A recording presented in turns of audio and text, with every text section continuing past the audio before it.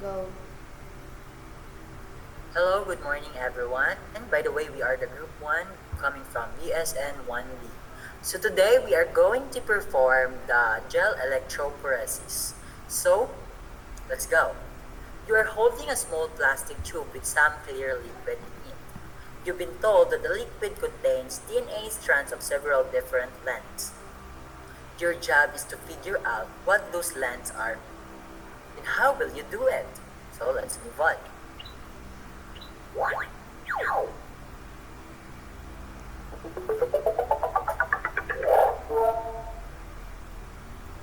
If the DNA strands were as big as your shoes laces, you should start them by hand in the group and measure them. So, the DNA strands, short, medium, and the long.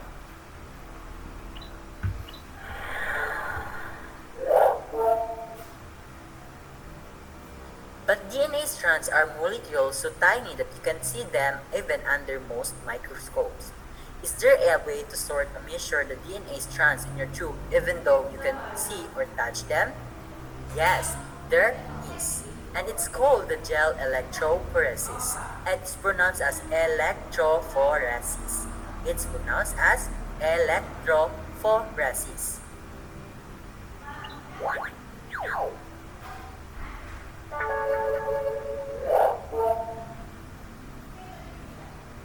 Scientists use gel electrophoresis whenever they need to sort DNA strands according to the length. This technique is also useful for separating other types of molecules like proteins. And how does this work? So how does this work? Let's find out.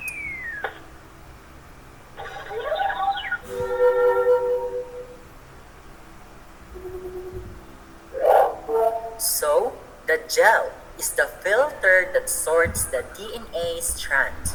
It's like a sponge made of gel with many small holes in it.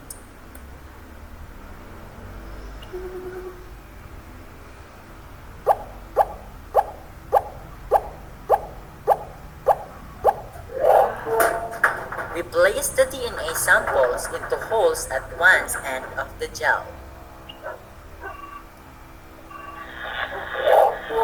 Then, the electrophoresis is how we push the DNA strands through the gel filter.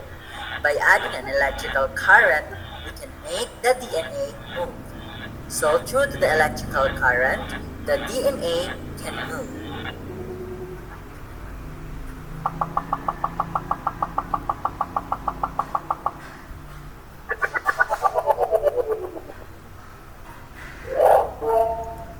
Short strands move through the holes in the gel more quickly than long strands. Over time, the shorter strands in sample will move farther away from the starting point than the longer strands. DNA strands of the CMA, same length, will move at the same speed and end up grouped together.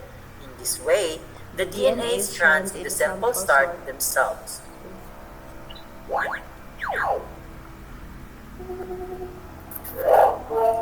Staining the sorted groups of DNA makes them visible to the naked eye. Although we can see a single DNA strand, we can see large group of stained DNA strands. These groups show up as bands in the gel. And there are.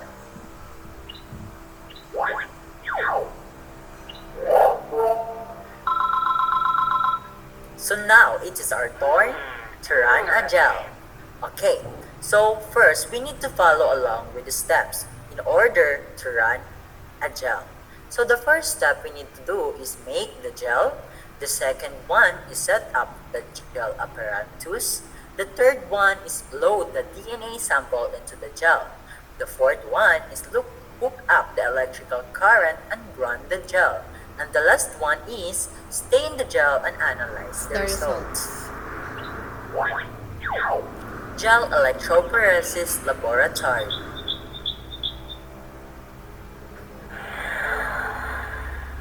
In order to run a gel, we need an equipment and substances, and those are the powdered agarose, buffer, a flask, a microwave, the gel mold, and the gel comb. Making an electroprocess gel is a lot like a making gel, but you don't want to eat this type of gel.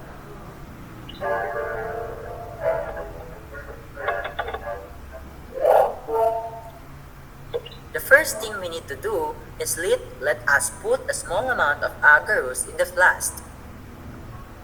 And always remember that agarose is a dried powder that's similar to a gelatin but made from a seaweed. Again, an agarose powder is made from a seaweed.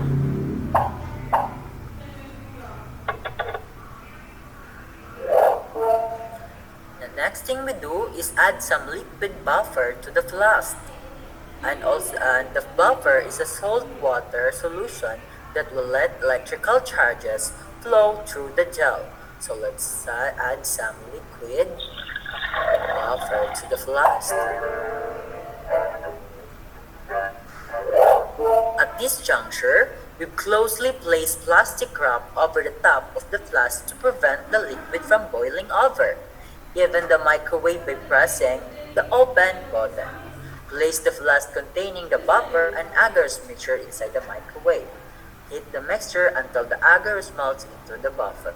So first thing we need to do is to open the microwave and place it into the microwave. Let's wait to the mixture until the agarose melts into the buffer. This time, we remove the plastic wrap from the top of the flask and let's pour the melted agarose mixture into the mold. Notice that the mold has tape on each end to hold the melted agarose.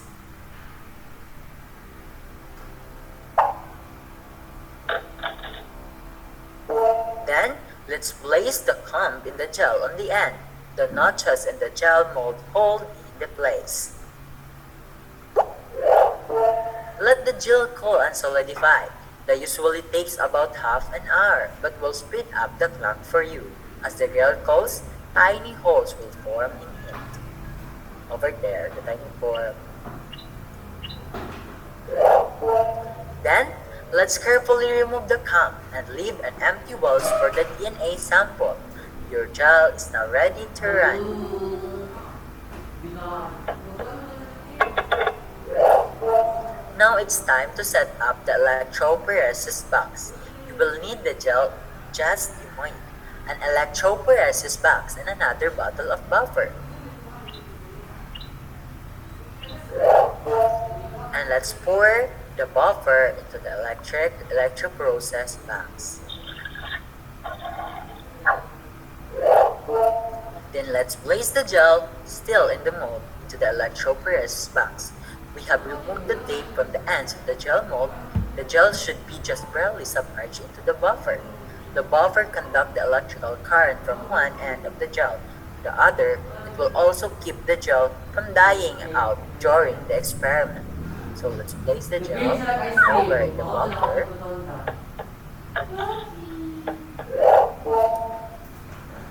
You're ready to load the DNA sample into the gel. Here what you'll need: loading buffer, the tube of DNA, the DNA size standard, a micropipetter, the electrophoresis box containing buffer and the gel, and the pipettate tabs.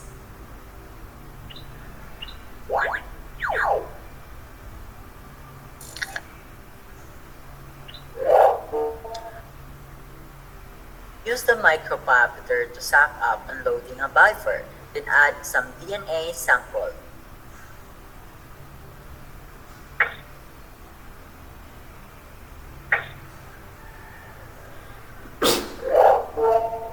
Next, you will use the micropipetter to transfer the DNA sample from the tube into a reel of the gel. First, we need to suck up the DNA sample into the pipette tip. Then, let's eject the DNA sample from the pipette into the first reel of the gel.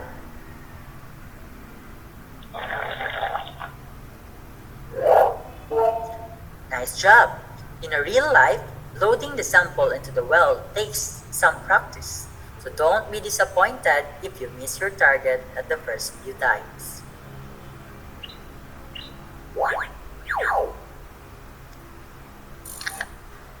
At this time, using a clean pipette tip, use the micropipettor to suck up on some DNA size standard. Let's suck up the DNA size standard, and as what have we did earlier, let's transfer the DNA size standard into the next empty well. The DNA size standards contains DNA strands for known lengths. Running it on the gel will give you a reference by which you estimate the length the DNA strands in your sample.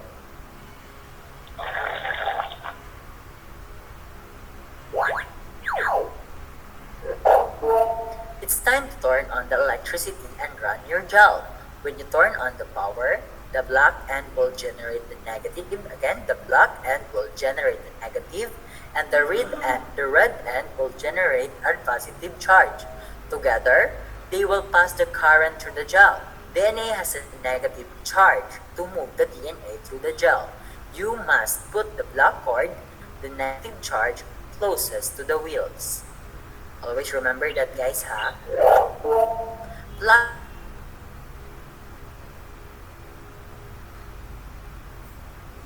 Let's plug the black, and same thing, let's plug the red one. And let's turn on the power supply.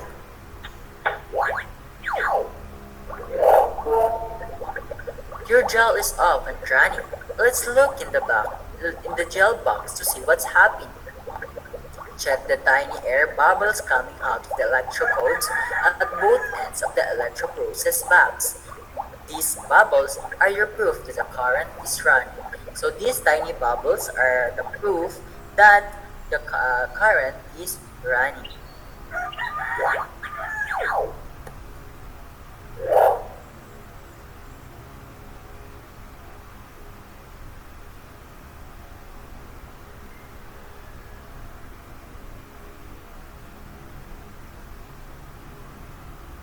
Over time, the shorter DNA strands will migrate farther from the starting point than the longer strands.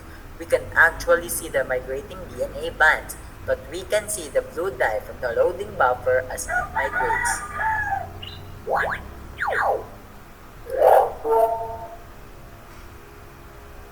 You've finished running your gel. We've taken the gel mold with the gel and out of the electrophoresis box. This time has come to analyze your sample and estimate the length of the DNA strands. First, you need to stain the DNA in your gel using the staining solution. The stain is a chemical called etidenium bromine, which binds to DNA and shows up under fluorescent light.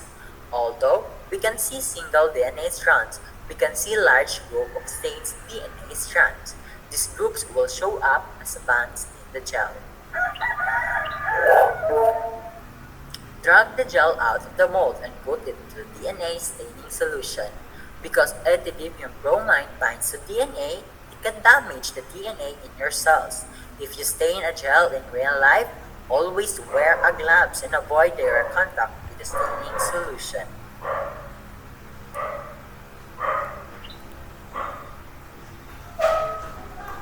Let's drag the DNA staining solution and put it to the etidenium bromine. It takes about an hour to sustain the DNA in the gel.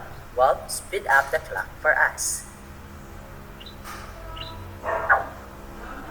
At this time, let's remove the gel from the staining solution and place it into the ultraviolet light box. And let's turn on the ultraviolet box. But ultraviolet box can damage our eyes. If you will do this in real life, be sure to wear a protective goggles in order to protect our eyesight. At this time, we need to estimate the exact, not the exact, but the just good estimate. So it give our best to base on the DNA size standards. So this for the first one, let's put 6,000. I put 6,000 because it's over there, nakaline sila 6,000. While over in the other hand, it's between the 4,000 and 3,000. Maybe it's the 3,500. And same as the earlier, we need to put 1,500 because in the between 2,000 and 1,000, so it means it's 1,500. And yes, all of our estimations are correct. The estimated length are in these pairs if each bond in your DNA sample is based on how they line up with the bonds of no length, the DNA size standards. The top band is approximately 6,000 base pairs. 6,000. The second one is approximately 3,500, base pairs. and the third is approximately 1,500 pairs. And congratulations, we have just run our DNA gel electrophoresis experiment. And before further ado,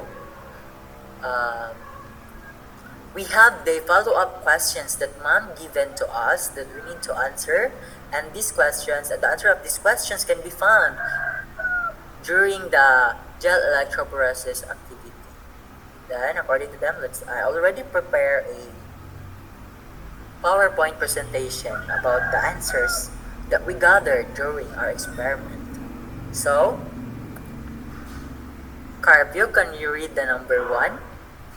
Gel electrophoresis is used to sort DNA strands according to their length. Yes, exactly.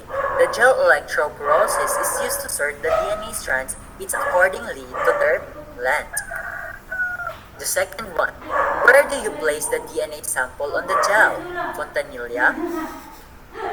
Into the holes at one end of the gel. Yes, exactly. We place the DNA samples into the holes at one end of the gel. CARPIO, can you read the question number 2? What makes the DNA move? The answer is And what's the answer? by adding an electrical current. Exactly. By adding an electrical current, we can make the DNA move. And the third one, Juntanilla? Short strand move faster, slower than longer strand is faster. And what's the answer? Yes. The short strands move faster than the longer strands, as we observed earlier during the laboratory experiment. So, let's place them in the correct order. So, as we observed, the first step we done earlier is make the gel. The second one is set up the gel apparatus. The number 3 is load DNA sample into the gel. And the fourth one is hook up an electrical current. And the last step we did is to stain the gel and analyze result. So the answer is 35142. So in gel electrophoresis laboratory, we have followed the steps to make our own gel. And this time, we need to answer the follow-up questions. Okay, CARPIO, can you answer letter A question? What is agarose made from? Agarose made from seaweed. Exactly. Jonah, letter B? Melted agarose is poured into its mold. Yes, the melted agarose is poured into a mold. CARPIO, can you answer number 3? What is the purpose of the comb? The purpose of the comb is to hold the gel mold in its place. Yes, the purpose of the comb is to hold the gel mold in its place. Jonah, can you answer the letter D? The black end generates a negative charge and the red end a positive charge.